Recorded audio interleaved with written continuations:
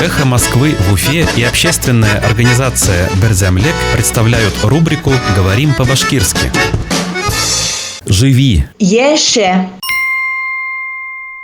Живи, Беларусь! Еше, Беларусь!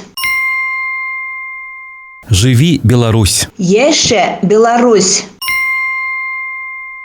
В Уфе активистка штаба Навального вышла на пикет с плакатом «Живи, Беларусь». Өфіле Навальный штабы әудеме «Еше, Беларусь» тигән плакат менән пикетка сыкты.